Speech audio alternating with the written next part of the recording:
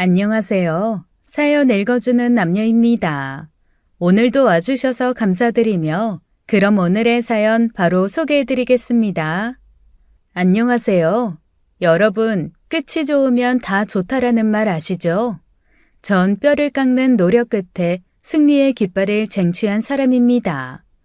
지난 시간 돌아보면 한시도 조용할 날이 없었지만 지금은 누구보다 편안하고 행복하네요.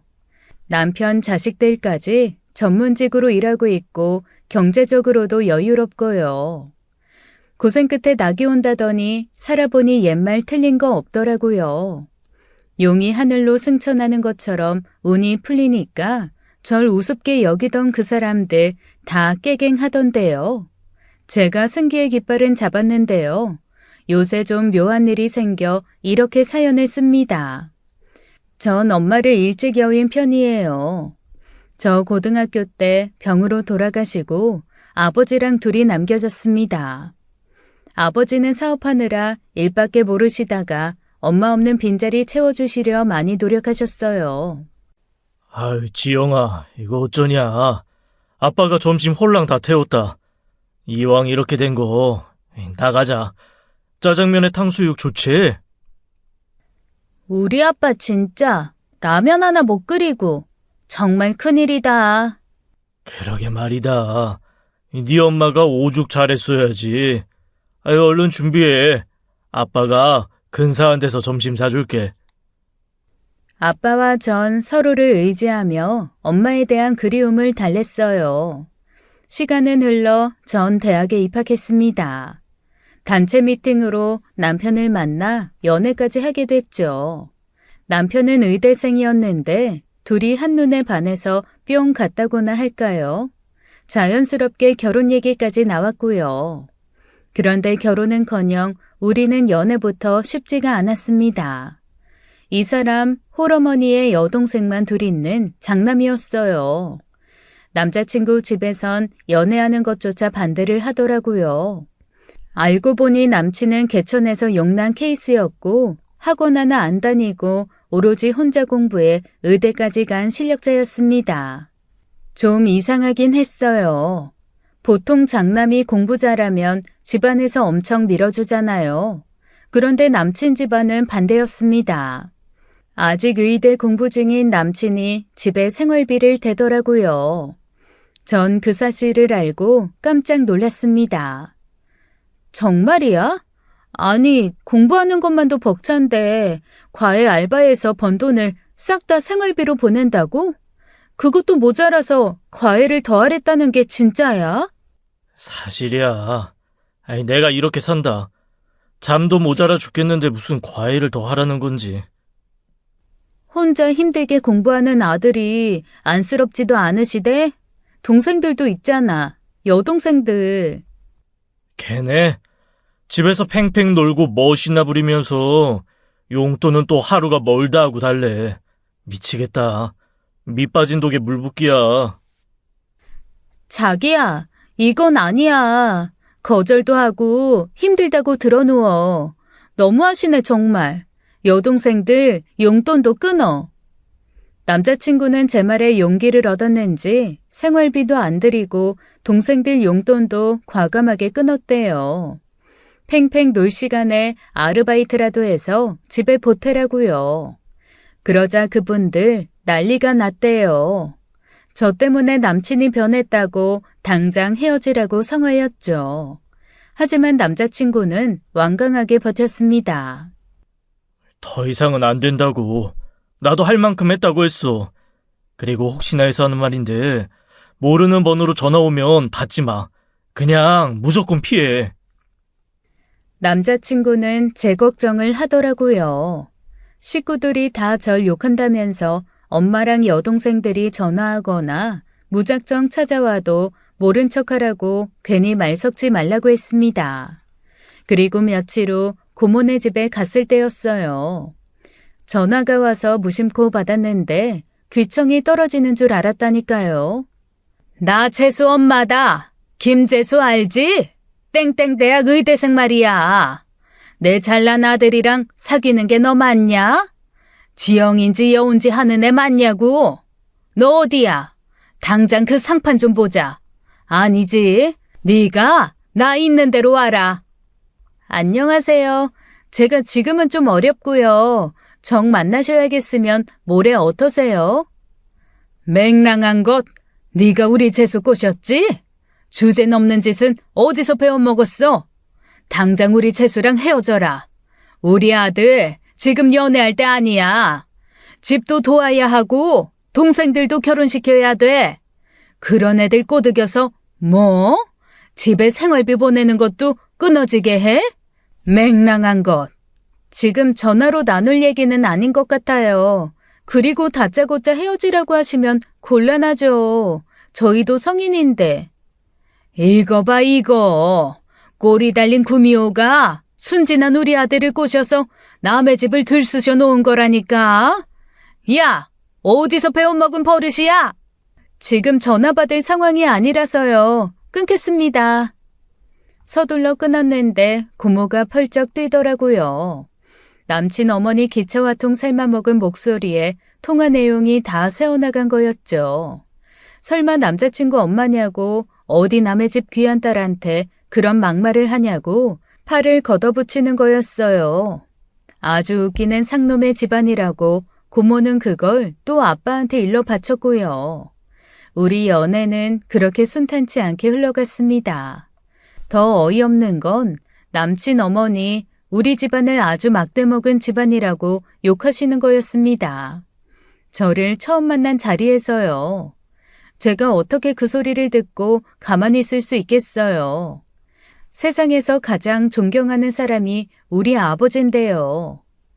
저희 아버지 중소기업 탄탄하게 일구시고 사회적 명망도 있고 평판도 좋으세요. 왜 그런 막말을 하세요? 미워하려면 저만 미워하면 되지. 왜 알지도 못하는 우리 아빠한테 그러시냐고요. 하나를 보면 열을 안 댔다.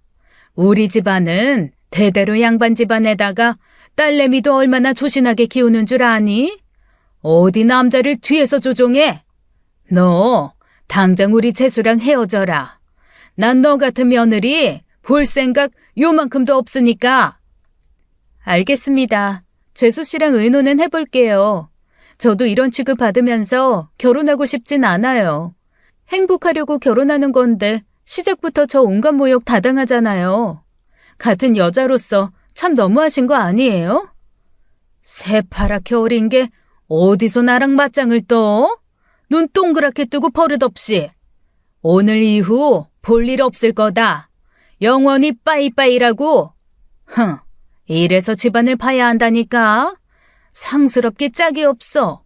그런데 어이없는 건 남자친구 말로는 자기 집 양반 집안도 아니고 일가 친척도 하나 없이 달랑 자기네 가족뿐이라고 하더라고요. 다 엄마가 지어낸 말이니 신경 쓰지 말라면서 어이없어 했습니다. 네 앞에서 있어 보이려고 괜한 말 지어낸 거니까 신경 쓰지 마.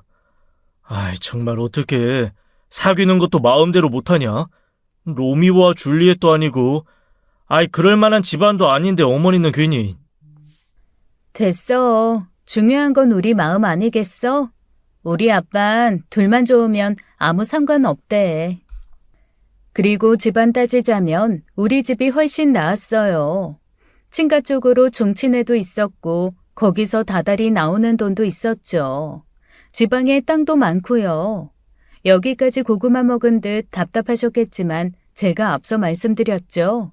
20년 지나 지금은 상황이 완전히 역전됐습니다. 남편은 당시 어머니, 여동생들의 반대에도 저랑 혼인신고하고 원룸에서 신혼을 시작했어요.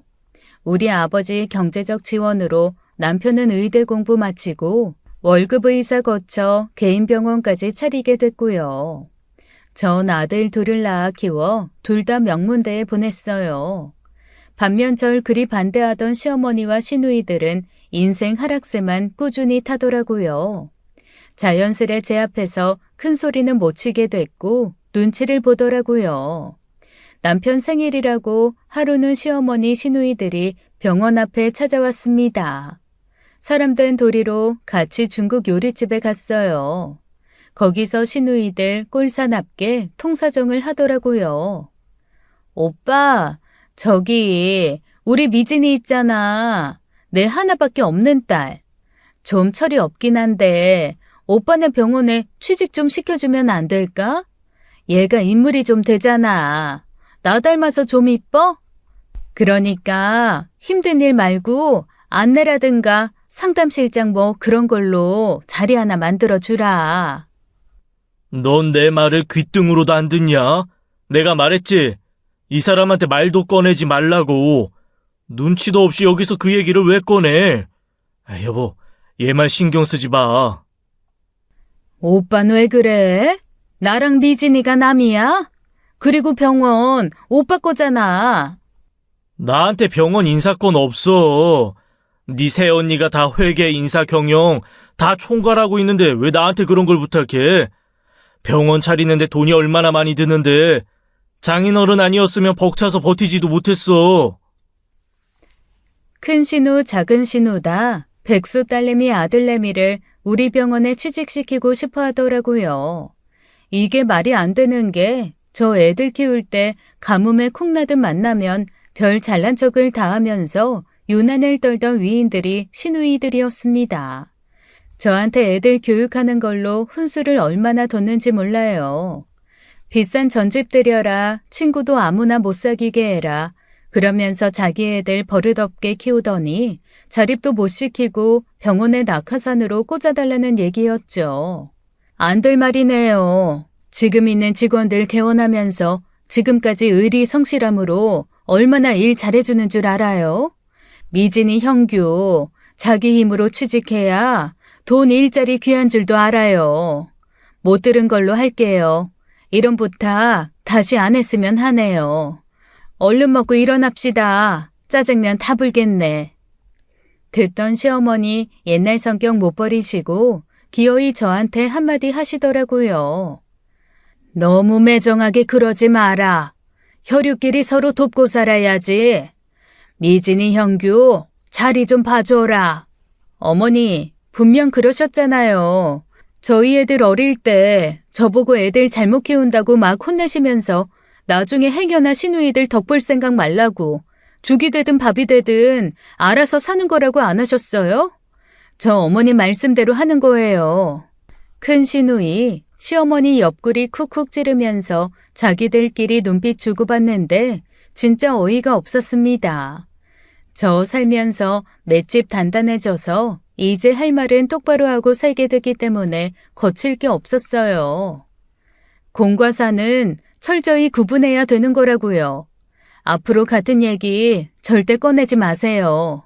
병원 이만큼 키운 거 정직하고 성실하게 모두 노력해서 이룬 거고 거기에 무임승차하려는 건 너무 뻔뻔하다고 생각하지 않으세요? 결국 분위기 싸하게 헤어졌어요.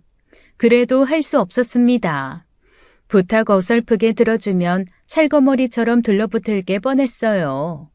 상스러운 집안이라고 저 무시하시더니 오히려 시누이들 가정폭력에 이혼에 별거에 난리였고요.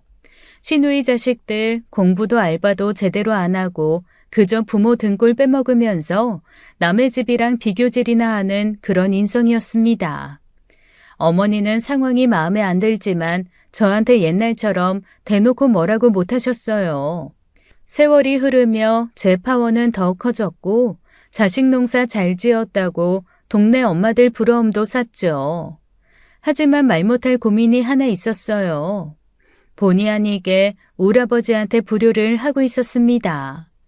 실은 20년 넘는 결혼 생활 동안 저희 아버지, 시어머니랑 인사다운 인사 한번 못 하셨어요. 무슨 해괴한 얘기냐고요. 처음엔 남편이 저랑 몰래 결혼하는 바람에 저 시댁과 거의 절연하다시피 했었고요. 애들 돌이며 100일이며 됐을 때 드문드문 시어머니랑 연락이 이어졌었는데 그때도 어머닌 제가 괘씸한 상태였어요. 남의 집 기둥뿌리 뽑아갔다고요. 툭하면 상스러운 집안이네, 여우 같은 기집애네 이러면서 속을 뒤집어서 굳이 예의 차리지 않았습니다. 친정아버지도 그런 속사정 다 아셨기 때문에 모른 척 해주시고 계셨고요. 아버지나 남편이나 각자 일들이 바쁘기도 했고 저도 거의 포기를 했었습니다. 그런데 둘째 아들 군대를 보내고 제 건강에 이상이 생기기 시작했어요. 예고 없이 자꾸만 기절을 하는 미주 신경성 실신을 앓게 됐죠. 지하철에서도 픽 쓰러져 응급실에 실려갔었고 한 번은 차도에서 쓰러져 크게 다칠 뻔한 적도 있었습니다. 그날은 정말 위험했습니다. 겨울이었고 차들 정말 많은 도로가를 걷다가 그대로 기절을 해버린 거였어요. 응급실에 실려갔는데 놀라서 달려온 우리 아버지랑 남편과 함께 온 시어머니가 마주치게 된 거였죠. 그러니까 친정아빠와 시어머니는 그때가 첫 대면인 거였어요. 그런데 시어머니 반응이 진짜 이상했습니다. 친정아빠가 먼저 인사를 하셨어요. 이렇게 이런 자리에서 뵙게 될 줄 몰랐습니다. 저 진호엠이 친정 아버지입니다. 세월이 이렇게 흐를 동안 너무 격조했지요, 사부인. 예? 예. 그렇네요. 근데 보니까 시어머니 표정이 너무 이상하더라고요. 뭐에 벼락같이 놀란 것처럼 부들부들 떨고요. 제 딸이 크게 다칠 뻔했다네요. 사부인도 많이 놀라셨죠? 그런데 어디서 뵌 분 같기도 하고 유난히 낯이 익습니다만. 어이구, 난 몰라. 얘 진호애미야, 괜찮은 거지? 나 급한 일이 있어서 먼저 가보마. 어머니, 장인어른이 인사하시는데 이렇게 가시는 게 어디 있어요? 어머니! 어머니는 허둥지둥 응급실을 나가셨어요. 얼마나 정신이 없으신지 넘어질 뻔하면서요. 저도 남편도 어머님 그러시는 게 너무 이상했어요. 한편으론 열도 받았죠. 사돈어른 첫인사를 저렇게 무시하고 가는 사람이 어디 있나 싶어서요. 우리 집안 무시하던 벌은 나왔나 싶어 막 화가 나려는데 친정아빠가 남편을 붙잡고 물었어요. 이 사부인 함자가 어떻게 되시는지. 조, 분자, 홍자 되십니다. 그게 본명이신가? 아니요, 개명하셨어요. 원래는 조분자, 해자 쓰셨고요. 조분해. 자네 사부인 고향이 어디라고 했지? 남편은 순순히 대답을 했는데 아빠 표정이 심상치가 않았습니다. 네, 장인어른. 그런데 왜 그러세요? 인연이 이렇게 얽혀. 아빠, 왜요? 무슨 일인데? 일단 진호엠이 태어나면 얘기하자. 아버지 회사에 빨리 들어가 봐야 하니까 나중에 얘기하자고. 김서방, 부탁하네. 아버지는 어쩐지 사위 눈을 피하는 것 같았어요. 저는 어떻게 된 영문인지 좀 황당했고요. 그날 오후 집에서 쉬고 있는데 고모가 찾아왔더라고요. 제가 걱정이 돼서요. 그리고 알게 된 진실에 전 뒤집어질 뻔했습니다. 아버지 대신 고모가 얘기를 해줬는데 정말 상상도 못할 얘기였죠. 저분에? 그 여자가 네 시어머니였어? 세상 좁다더니 그래놓고 너랑 우리 오빠한테 상스러운 집안이라고 했다고? 기가 차 죽겠네. 지나가던 똥개가 웃겠다. 고모는 막 흥분하면서 열을 내셨죠. 우리 덕분에 굶어 죽을 뻔한 거 살았으면서 은혜도 모르고 오빠한테 어떻게 한 줄 알아? 아유, 징그러운 것. 그땐 다 어렸을 때였는데도 낯짝이 얼마나 두꺼웠는지. 뭔데? 얼른 말해줘, 고모. 고모 중학생, 네 아버지 고등학생 때 얘기다. 어느 날 동네에 거지 가족이 흘러들어왔지. 네 시어머니네 말이다. 낮이면 길바닥에 앉아 음식 구걸하고 밤엔 산에서 잔댔나? 별 흉흉한 소문이 다 있었어. 다른 동네에서 나쁜 짓 저지르고 패가망신에 떠돌아다닌다는 거야 글쎄. 남의 집밭 서리에 간 주제에 큰 소리 땅땅 치고 아주 쌍스럽고 싹수 없었다니까. 그 집안 애구 어른이고 다. 지조 있고 뼈대 있는 집안이라던 시어머니 얘기는 몽땅 뻥이었어요. 고모는 점점 더 열을 올렸죠. 시간이 많이 지났는데도 어제 일 같다면서요. 그러다 우리 아버지가 나선 거야. 네 할아버지 동네 사람들 굽는 거 못 보셨다. 그런 인품에 살이 지혜도 밝으셨지. 동네에 논두밭도 우리 아버지가 제일 많았고 읍내에 가게도 많았어. 흉년이 들면 썩은 무라도 나눠 먹어야 한다고 사람을 챙기던 분이 우리 친할아버지였대요. 떠돌이 생활하며 동냥하던 시어머니 가족은 할아버지 아량으로 다 쓰러져가는 집을 얻어 들어갔고 세간도 받아 살림을 차렸답니다. 대신 할아버지한테 약속을 했대요. 동네 물 흐리는 짓 하지 않겠다고요. 남의 밭설이 절대 안 되고 동네 사람들 이간질, 외상, 도박, 사기치는 거 절대 안 한다고요. 한마디로 동네에 적응해 살려면 말썽 부리지 말라는 얘기였어요. 흉흉한 소문 돈다고 쫓아내자는 사람들도 있었는데 할아버지가 아량을 베푼 거였습니다. 그 집 장녀가 우리 시어머니였고요. 그런데 어머님 훤칠하고 잘생긴 우리 아버지를 유혹해 사달이 났다는 거였어요. 어머머 징그러. 고모, 그게 정말이야? 시어머니가 고등학생이던 우리 아버지 쫓아다녔다는 게? 말도 마라. 네 시어머니란 여자 얼마나 음흉한지 동네에 이상한 소문까지 퍼뜨렸다니까. 나도 깜빡 속을 뻔했어. 나중에 사실 알고 동네 사람들 다 들고 일어났지. 어디 근본도 없는 집안에서 우리 오빠 넘보냐고. 기가 막힐 노릇이었어요. 속된 말로 반란 가진 시어머니가 우라버지를 대놓고 유혹했단 거였습니다. 아버진 자기 얼굴에 먹칠하지 말라고 죽어도 싫다고 했고요. 고모는 당시 상황을 정말 자세히 알고 있었어요. 거짓말로 꾸밀 수도 없는 얘기였습니다. 여기서부턴 당시 상황 재연해 드릴게요. 고등학생 아버지랑 시어머니 사이에 있었던 일이래요. 동네에 얕지 않은 개울이 있었고 징검다리가 있었는데 학생인 우라버지 학교 시간 되면 시어머니가 그 앞을 딱 가로막고 있었대요. 아버진 진저리치게 싫어했는데도 매일요. 야, 비켜라. 너랑 말 섞기도 싫으니까. 오빠는 교복이 진짜 잘 어울린다. 근데 어머, 여기 솔기가 뜯어졌네. 오빠네는 바느질 해주는 사람도 없어? 벗어봐, 내가 꿰매줄게. 말 가려서 해. 내가 왜 네 오빠야?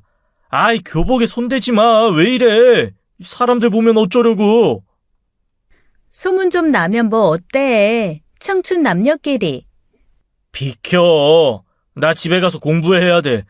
넌 학생이 공부도 안 하냐? 이럴 시간이 어디 있어? 한심하다 정말. 오빠, 저기 코스모스 보러 안 갈래? 저기 뒷산에 가서 밤도 따고, 응? 미쳤냐? 그럴 시간도 없고 너랑 같이 있는 거 동네 사람들이 볼까 부끄러워. 아, 빨리 비켜. 왜 길을 막고 그래? 진짜 1억이야? 오빠, 나 오빠 좋아하는 거 다 알면서. 여기 볼에 뽀뽀해주면 비켜줄게. 얼른. 야, 돌았냐? 너한테 그 짓을 하느니 개울에 확 코 박고 죽는 게 낫겠다. 에이씨. 아버진 그대로 개울에 빠져버렸대요. 차라리 그 편이 낫다 싶어서요. 그런데 시어머니 머리를 써서 우리 아빠 교복자락 붙잡고 같이 떨어졌다는 거였습니다. 두 사람이 물에 푹 젖은 채로 개울을 나오니 동네에 이상한 소문이 돌기 시작했대요. 다 큰 처녀 총각이 대낮에 멱을 감았다고요. 극대노하신 할아버지가 아빠를 불러 혼냈고 아빠는 억울해 병까지 나게 됐대요. 그래서 중요한 대입 학력고사도 망치고요. 시어머니는 작정했는지 거짓말을 퍼뜨렸대요. 우리 아빠가 자기한테 같이 몇감 짜고 했다나요? 싫다는 자기를 개울에 손잡고 빠뜨렸다고요. 아니 땐 굴뚝에 연기 나냐고 동네 사람들 하나둘씩 그 일로 속닥거렸고 안 되겠다 싶었던 할아버지가 나서게 된 거였습니다. 안 그럼 꼼짝없이 우리 아빠 장가들게 생겼더래요. 벼르고 있던 어느 날 저녁 할아버지는 시어머니와 그 집안 어른들, 쑥덕이던 동네 사람들 다 앞마당에 불러서 아주 홍구멍을 내줬대요. 재봉이네 큰 여식 나와봐라. 내 앞에서 그날 일 자세히 말해봐. 네 말에 토씨 하나라도 거짓말이 있으면 내가 빌려준 집이고 밭이고 논이고 다 몰수다. 서슬퍼런 할아버지의 기세에 눌려 시어머니 집사람들 끽소리도 못하고 얼른 바른 대로 말하라고 했대요. 네 거짓말에 집이고 밭이고 다 날아가게 생겼다고요. 이거사, 얼른 바른 대로 말씀드려. 엄마까지 왜 그래?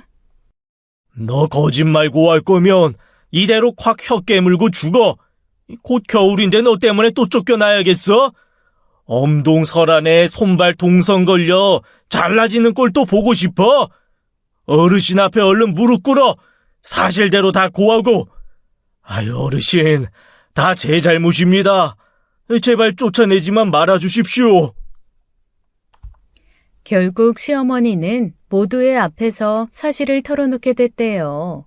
우리 아빠를 일방적으로 좋아해 징검다리를 가로막고 농담을 걸었다고요. 오빠가 같이 몇감 짜고 했다는 것도 다 지어낸 얘기고 일부러 소문낸 것도 사실이라고 손이 발휘되도록 싹싹 빌었다는 거였습니다.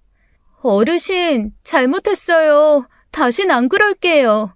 상식이 오빠가 너무 잘생기고 말이라도 걸어보고 싶어서 일부러 그랬어요. 다 몽땅 다 거짓부렁이라고요. 다시는 안 그러겠습니다. 용서해주세요. 이렇게 빌게요, 어르신. 은혜를 원수로 갚아도 분수가 있지. 멀쩡한 남의 집 장남을 천박한 남봉꾼으로 만들어. 이 상식이가 얼마나 억울하면 병이나 들어 누웠겠어. 너 때문에 중요한 대학 시험도 망쳤다. 1년을 또 재수를 하며 고생을 하게 생겼다고. 그러니까 상식이는 너를 손끝 하나 안 건드렸다. 그 얘기지.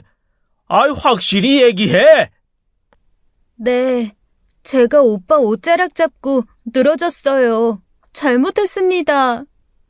대노하신 할아버지는 아예 그 집안 사람들을 동네에서 싹 다 쫓아내려 했대요. 거짓말하고 남 억울하게 하는 꼴 보니 싹수가 노랗다고요. 근데 시어머니 부모님이 무릎까지 꿇으면서 딸 자식 단속 잘하겠다고 애원을 했다나요. 서울 명문대 지원할 성적이었던 아빠는 이 소동으로 시험을 망쳐 재수를 해야 했습니다.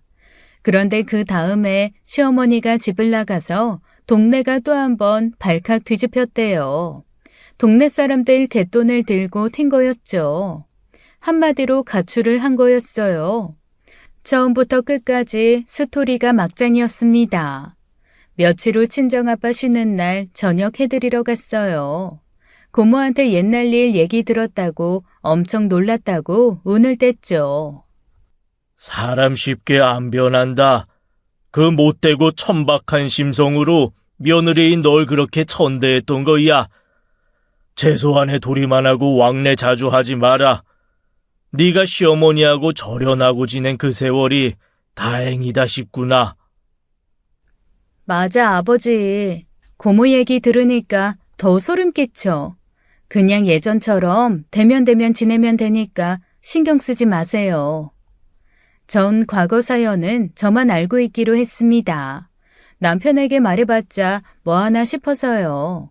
두 분이 고향에서 잠깐 아는 사이였다고만 말해뒀죠. 시어머니한테도 아는 척 안 하기로 했습니다. 그런데 그 이후 시어머니 태도가 180도 돌변했어요. 항상 뭘 바라기만 하시던 분이 제 계좌에 말도 없이 돈을 보내질 않나 집에 보양식 반찬까지 보내고 정말 황당하더라고요. 시누이들이 돈 빌려달라고 징징대는 부탁도 시어머니 선에서 다 자르는 거였어요. 그걸 또 저한테 생색을 내고요. 갑자기 왜 저러시나 전 경계를 했죠. 그런데 아무것도 모르는 남편 저한테 이런 얘기를 하는 겁니다. 여보, 어머니도 느끼는 게 있나 봐. 당신 쓰러져 응급실 가는 거 보고 미안한 마음 드신 거겠지. 그동안 서운했던 거 알아. 그 감정 이젠 좀 풀어주면 안 될까? 왜 그래? 갑자기. 하루아침에 그게 되니? 사람 마음이 빈대떡이야? 무시 서름당하고 욕먹은 거 그게 단박에 뒤집어지냐고. 지금은 완전히 역전됐잖아. 어머니 나이도 들어가시고 두루두루 잘 지내면 좋으니까 하는 얘기야. 내가 알아서 할게. 그런 와중에 시어머니는 자꾸 저한테 연락해 친정아버지 안부를 묻더라고요. 연세에 비해 정정하신 것 같다. 여전히 경영도 하시냐 묻더니 대뜸 아버지 사시는 동네가 어디냐고 궁금해 하시는 거예요. 전 황당했죠. 생전 그런 거 궁금하지도 않으시더니 왜 그러세요? 왜 그러냐니. 사돈어른 사는 동네는 공기가 다른가 보더라. 하나도 안 늙으셨어. 나이 들어도 기품이 있으시더라. 우리 아버지 젊었을 때 보셨어요? 꼭 그런 것 같이 말씀하시네요. 아이고야, 그럴 리가 있겠니. 그날 처음 봤다. 은발이 아주 멋있으셔서 한 얘기지.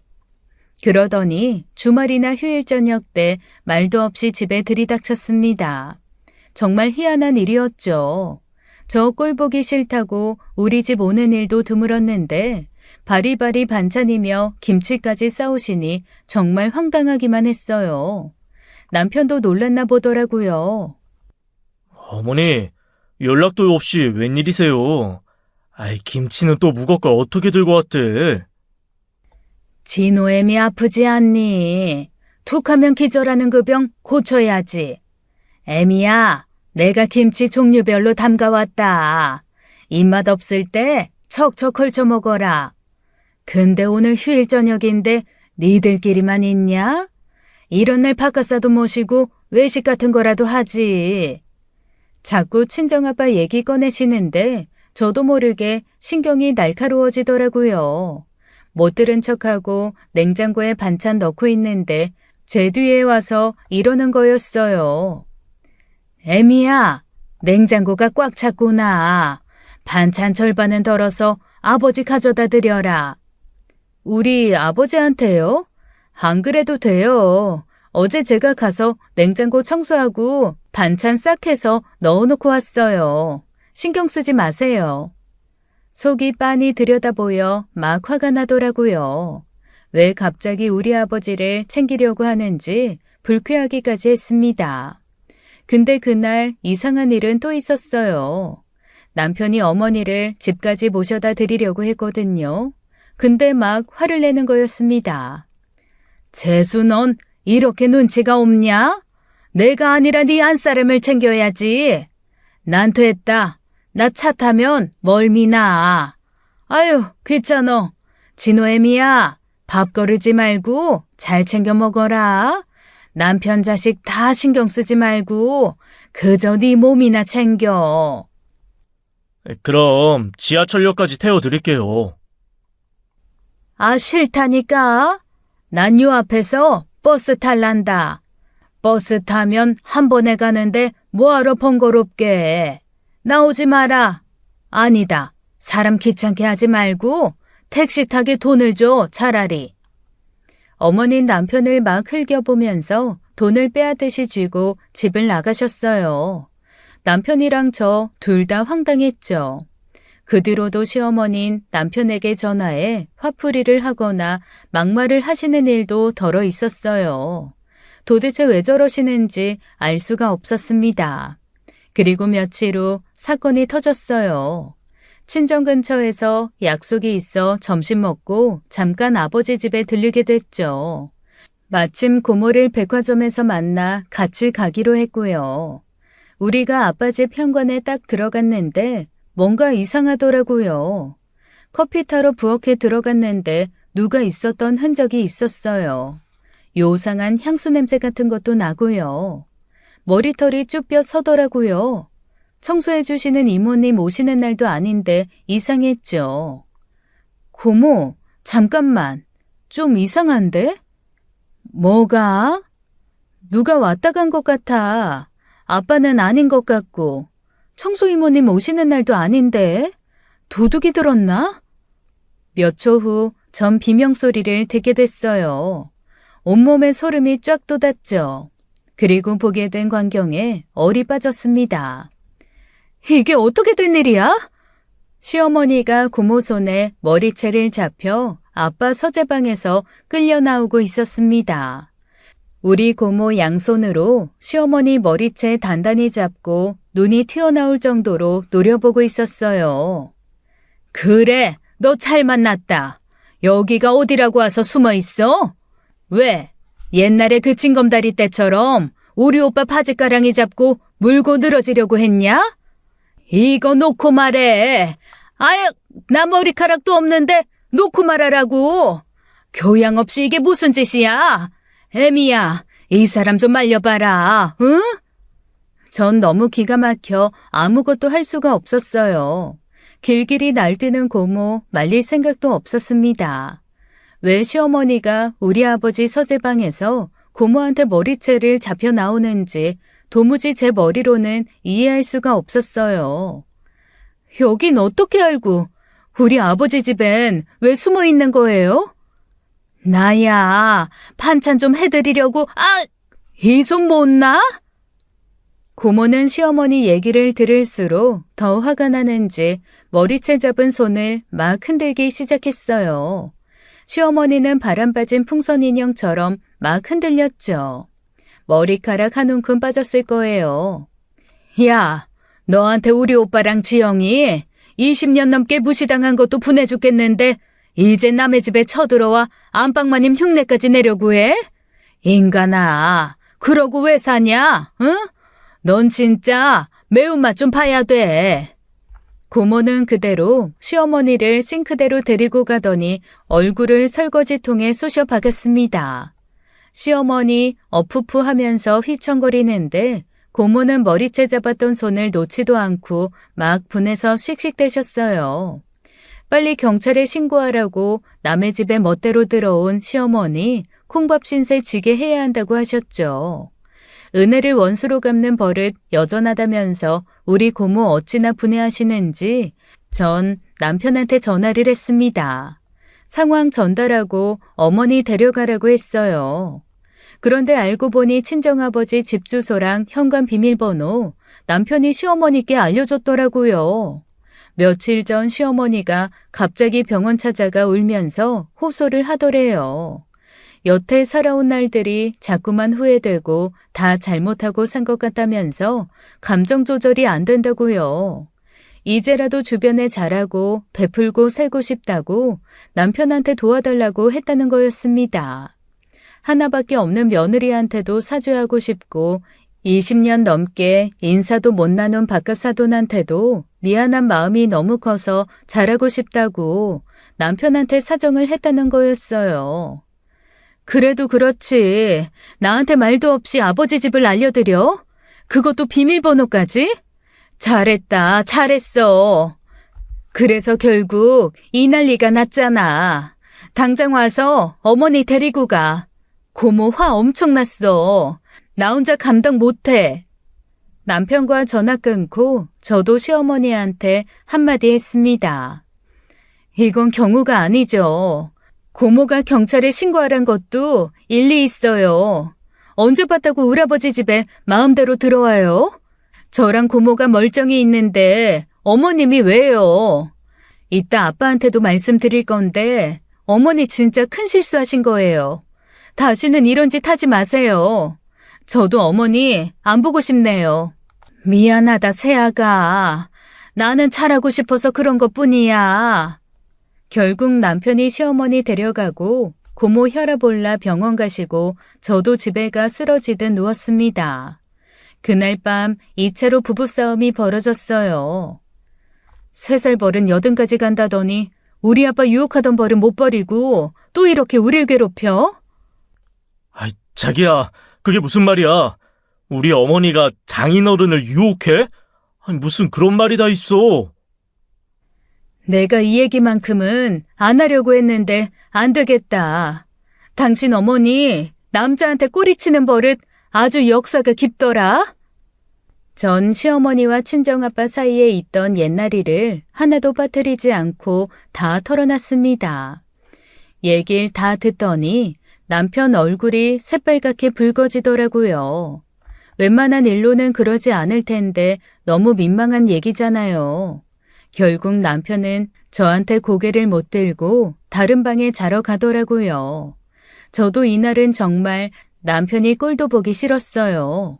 시어머니 보기 싫어 이혼해야 하나, 애들 장가갈 때까지 참아야 하나, 별 고민을 다하며 심란한 밤을 보내야 했습니다. 그런데 이상한 시어머니의 행동에는 다 이유가 있더라고요. 몇 주 후 집안에 또 난리가 벌어졌어요. 시어머니가 저한테 잘하면서 시누이들은 불만이 많았습니다. 시어머니 시누이 둘 모두 절 눈엣 가시 취급하며 20년 넘게 뒤에서 흉봤는데 어머니가 변하니 시누이들이 약올라 미치는 거였어요. 게다가 어머니 사시는 그 낡은 집, 저랑 남편은 아무 관심도 없는데 장남한테 홀랑 다 줄까봐 시누이들이 안 달랐더라고요. 저한테 전화로 문자로 또 집 앞에 찾아와 따지더라고요. 우리 엄마를 어떻게 구워 삶았냐고 개 난장을 치는데 이건 뭐 상대가 너무 유치하고 개념 없으니까 싸울 맛도 안 나더라고요. 제가 그랬죠. 그깟 코딱지 같은 유산에 관심 없고 어머니 최근 행동에 분해서 잠이 안 온다고. 짜잘한 일 같고 자꾸 사람 건드리지 말라고 시원하게 쏴줬습니다.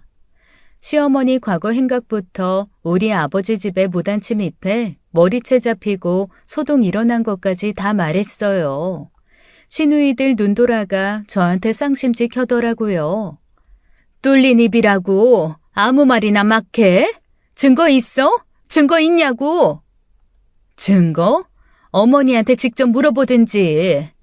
난 비싼 밥 먹고 틀린 말은 안 하거든. 누구들처럼. 시누이들 처음에는 저만 죽일 인간 취급하더니 시어머니가 맞다고 하니 황당해 하더라고요. 어머님이 뭐라고 했는지 그 뒤로 신우들이 잠잠해졌습니다. 그리고 얼마 후 남편이 인사불성 될 정도로 술을 마시고 집에 오자마자 쓰러졌어요. 이런 모습은 결혼해 살면서 거의 처음이었죠. 남편은 술을 즐기는 편이 아니었고 금방 취하는 편이라 이렇게 폭음을 한 건 볼 수가 없었습니다. 이대로 재워도 되나 싶을 정도로 숙취에 괴로워하는데 차가운 설탕물 억지로 먹이니 정신 차리더라고요. 집안 시끄러운데 남편까지 이러니 솔직히 우라가 치밀었죠. 시어머니도 밉고 남편도 밉고 내가 이 집안에 시집와 못한 게 뭐가 있나. 재산 키워 내조 잘해 아들 둘 잘 키웠는데 갱년기에 별꼴을 다 본다 생각하니 답답하더라고요. 그런데 남편은 상상도 못할 얘기를 꺼냈습니다. 난 엄마가 없어. 고아라고. 여태 인생 헛살았다. 헛살았어. 이 사람이 왜 이래? 아무리 술이 취했어도 할 말이 따로 있지. 엄마가 없다니. 어머니 멀쩡하게 계신데 왜 그래? 지영아, 나 죽고 싶다. 멍청하게 아무것도 몰랐어. 날 낳아준 어머니 돌아가셨대. 나 낳고 며칠 뒤에 나 때문에 죽은 거라고. 엄마, 어머니, 난 그것도 모르고. 이 사람이 왜 이래? 여보, 정신 좀 차려봐. 남편은 2, 3일을 병이 나서 못 일어났어요. 술병이 난 것도 있었지만 충격적 사실에 몸과 마음이 무너진 것 같았습니다. 일주일 후에야 제대로 얘기를 들을 수 있었어요. 놀랍게도 남편은 시어머니의 친아들이 아니었습니다. 돌아가신 시아버지의 두 번째 아내로 들어가 여동생 둘을 낳은 거였어요. 시어머니는 전처가 낳은 아들인 남편을 친자식인 것처럼 키웠고요. 지금 어머니, 부모님 살던 동네 옆집에 새 들어 살고 있었대. 날 낳아준 어머니 돌아가시자마자 갓난쟁이인 날 돈 받고 봐주기 시작했고, 그러나 혼자 대신 아버지랑 정이 들어 결혼한 거래. 아버지도 몇 년 뒤에 돌아가셨는데 그때 유언이 나로선 기가 막혀. 어머니가 새엄마라는 거 절대로 무슨 일이 있어도 밝히지 말라고 했대. 장남이 엇나가면 큰일 난다고. 남편은 이야기를 하면서 눈물을 뚝뚝 흘렸어요. 머리가 희끗희끗한 남편도 이제 중년이었습니다. 지금에서야 알게 된 출생의 비밀에 분하고 억울한 마음, 슬프고 비참한 마음을 억누르지 못하고 있더라고요. 듣는 저 또한 너무 당황스러웠어요. 근데 여보, 이걸 어떻게 알게 된 거야? 누가 알려줬어? 어머니가 자기 입으로. 뭐? 그게 사실이야? 난 친아들이 아니니까 이제부터 자기 신경 끄고 살래. 아들 노릇 할 것도 없대. 이게 말이 되냐, 하루아침에? 퀭한 얼굴의 남편을 보는데 갑자기 열이 받더라고요. 시아버지가 유언으로 남긴 무덤까지 갖고 갈 비밀을 이제와 남편한테 털어놓은 이유가 뭔지 황당하기만 했습니다. 전 당장 시어머니한테 쫓아갔어요. 왜 그러셨는지 알아야 했으니까요. 그리고 펄쩍 뜰 얘기를 듣게 됐죠. 시어머니가 이제와 남편에게 모든 걸 말한 이유를 솔직하게 털어놓더라고요. 나 바깥 사돈 아니지. 엄밀히 말하면 사돈지간도 아니잖아. 네 아버지 고상식 씨랑 잘해보고 싶다. 인생은 60부터 아니냐. 지영아, 아버지 혼자 두지 마라. 고향도 같은 내가 아버지 잘 보필하고 싶구나. 어머머, 제정신 아니죠? 어디 우리 아빠를 넘봐요? 미쳤나봐 진짜. 남편 일은 차라리 잘 됐네요. 피 한 방울 안 섞이고 죽도록 고생만 시켜놓고 무슨 아들이야? 영 끊는 게 낫겠어요 아예. 애들 아빠가 얼마나 괴로워하는지 알아요? 걔한텐 네가 있잖니. 병원도 있고 천보대 같은 아들도 둘씩이나 있고. 불쌍한 건 우리지. 짝일은 외기러기 인생. 나랑 네 아버지 말이다. 고상식 씨가 어려서부터 나랑 인연이 있었다. 같이 개울가에서 몇 감던 사이야. 빨개 벗고. 남은 인생 우리 둘이 다정하게 살아볼란다. 지영아, 너 며느리가 아니고 이제 딸이야. 저도 모르게 20년 넘게 시어머니라고 불렸던 생판남인 그분한테 냉수를 들이부었습니다. 막말도 이런 막말이 있을까요? 기가 막혀 목구멍이 탁 막히다가 열불이 나니까 또 확 뚫리더라고요. 우리? 우리라고 했어요, 지금? 감히 우리 아빠를 뭐 어쩌고 어째? 진짜 상종 못할 사람이네. 내 남편 그쪽 친아들도 아니면서 찰거머리처럼 붙어 괴롭히더니 내 말 우습게 듣지 말아요. 여태 장남 하면서 등골 빼먹었으면 됐지 어디 우리 아빠를 넘봐? 진짜 돌았나 봐. 기분 더럽네. 숨 붙어 있을 때 보는 건 이게 마지막인 줄 알아요. 알겠어요? 지영아, 예. 택시 타고 집에 오는 길에 막 헛구역질이 나더라고요. 그 사람은 그러니까 제 친정아빠랑 재혼하고 싶어서 여태 장남이라고 기대온 아들을 내친 거였습니다. 아무런 예고도 없이 하루아침에요. 소름이 돋는 시어머니의 망상과 계획에 온몸이 다 찝찝하고 불쾌해 견딜 수가 없었어요. 그러다 머릿속에 뭔가 번쩍 지나갔습니다. 시어머니 입에서 나온 말을 100% 믿을 수 없겠다는 생각이 들었어요. 전 생전 처음 심부름센터에 의뢰를 했습니다. 시어머니가 감춘 뭔가가 더 있을 것 같아서요. 그 사이 남편은 기운을 차리고 여태 시달려온 철없는 여동생 둘한테 분명히 선을 그었습니다. 너희들이랑 같은 핏줄 아니니 연락 끊으라고 엄포를 놓고 말 안 듣고 접근하면 스토킹으로 신고한다고 으름장을 놨더라고요. 그리고 어느 날 생각할 시간이 필요하다며 여행을 떠나겠대요. 남편을 말릴 수가 없었습니다. 저라도 제정신으로 못 살 것 같았으니까요. 남편 기차 타고 떠난 날 전 친정아빠 앞에서 펑펑 울었어요. 원래 동트기 전 새벽이 더 어두운 법이다. 김서방 방황 끝날 때까지 잘 기다려줘. 그리고 난 걱정 마라. 가평에 아빠 자주 가는 별장 있잖니. 이참에 은퇴하고 그쪽에서 지내볼까 해. 내 걱정은 조금도 하지 마라. 잘못된 인연은 돌아보지 말고 빨리 끊어. 악연은 일찍 잘라낼수록 좋아. 고모는 걱정이 태산이었죠. 아빠한테도 불미스러운 일이 생길까 봐서요. 그래서 아예 아빠 집에서 당분간 지내시기로 하셨습니다. 얼마 후 심부름센터에서 연락이 왔어요. 저한테 희한한 사진을 내미는데 기도 안 차더라고요. 시어머니 어떤 남자랑 모텔 드나드는 사진이었어요. 그렇게까지 인생을 즐기고 있는 줄 몰랐습니다. 어머니는 예전부터 사치가 심했는데 내연남까지 있던 거였어요. 척 봐도 사기꾼 냄새가 폴폴 풍겨왔습니다.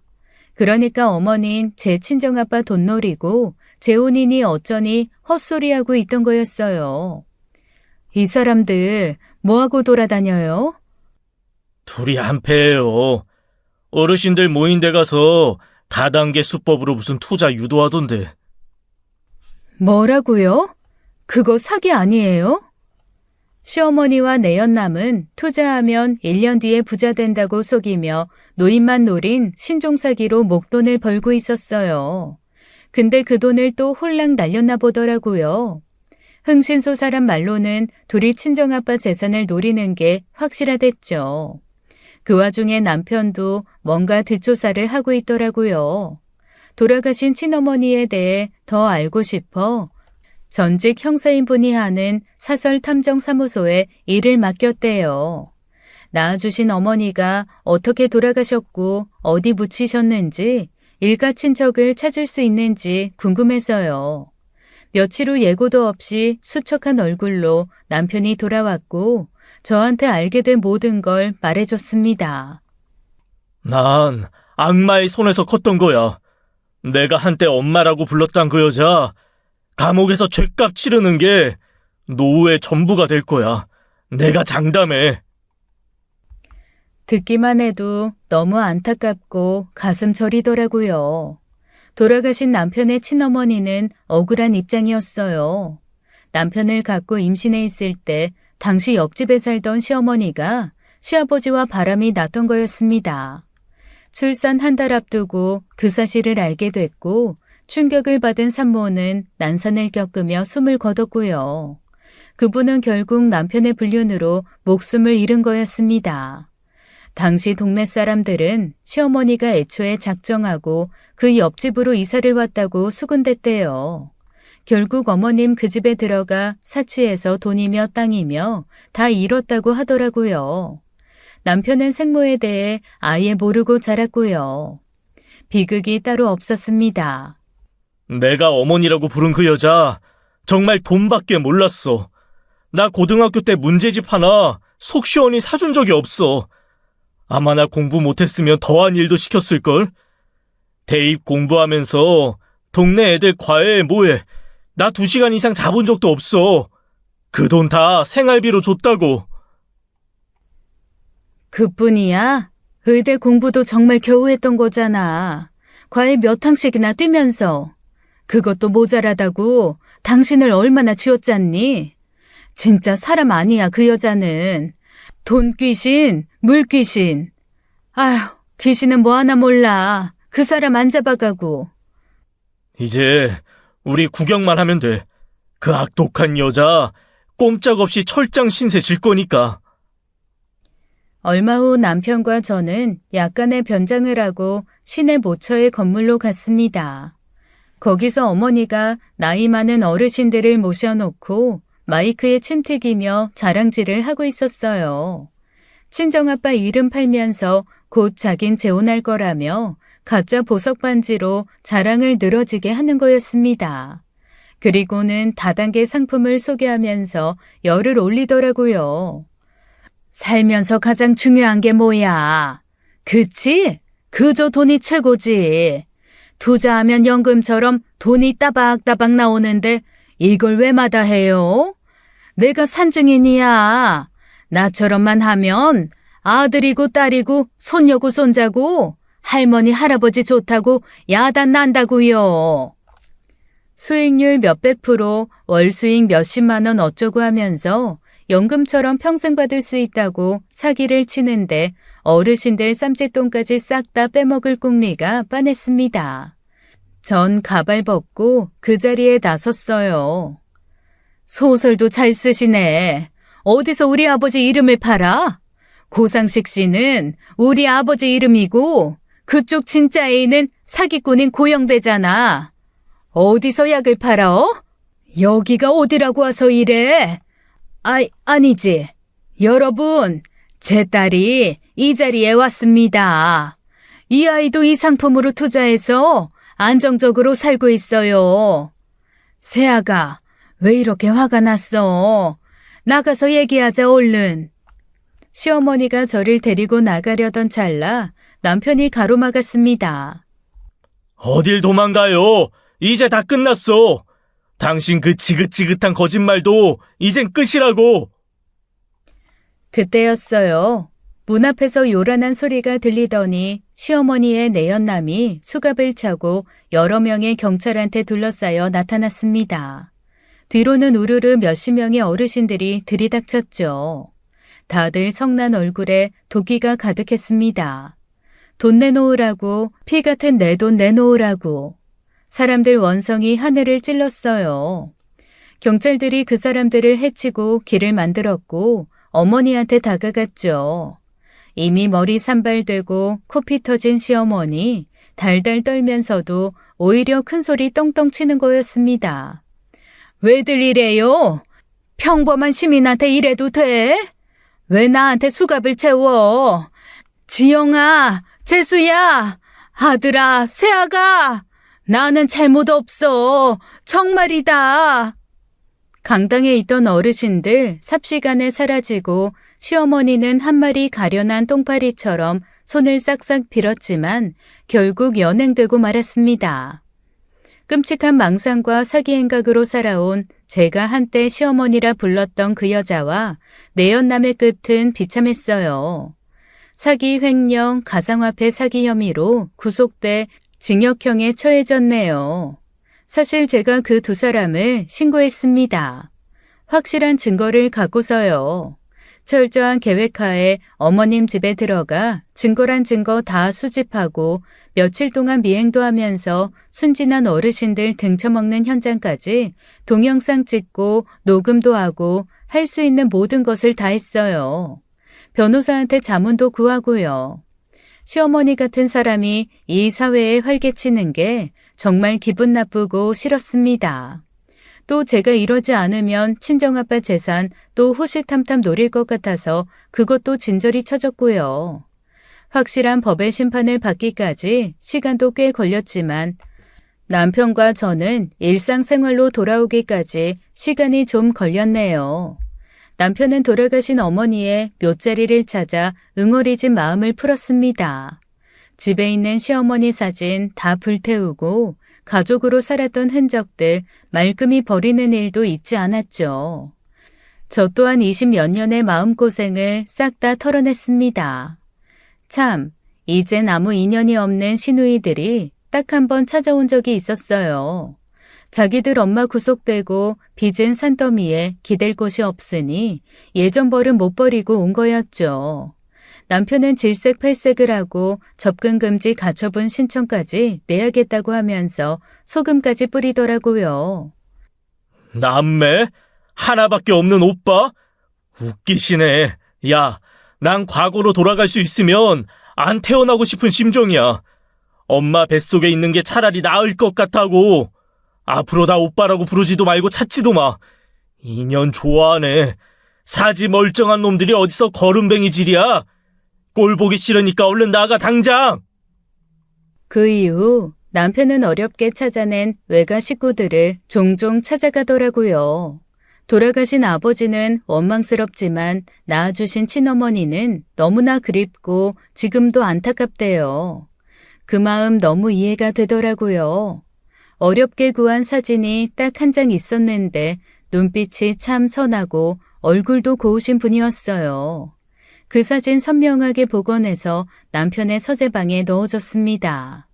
저도 건강을 추스르며 제 생활로 돌아왔어요. 막내는 무탈하게 제대해서 복학했고 친정아버지는 원하시던 대로 가평에서 대부분 지내시지만 서울집도 오가시며 편하게 살고 계세요. 고모는 가끔 농담으로 그러네요. 아버지 때 못한 복수 딸이 시원하게 해줬다고요. 그 인간 같지도 않은 것들. 지영이랑 김서방한테 빌붙어서 형편없이 살더니 꼴 좋다. 지영아, 이제 거칠 것 없이 헐헐 날아다녀라. 알겠지? 내가 요새 밥맛이 아주 꿀맛이야. 인생의 혹을 떼어내니 그렇게 평화로울 수가 없습니다. 남편은 어느 날 작정하고 저한테 고맙다고 하네요. 당신이 내 인생 최고의 행운이야. 아무리 생각해도 그래. 당신 아니었으면 난 상상하기도 싫어. 하나밖에 없는 아내 더 아끼고 사랑하려고. 어우, 닭살. 그래, 전우회로 우리 끝까지 한번 가보자. 사랑이라니까 무슨 전후회.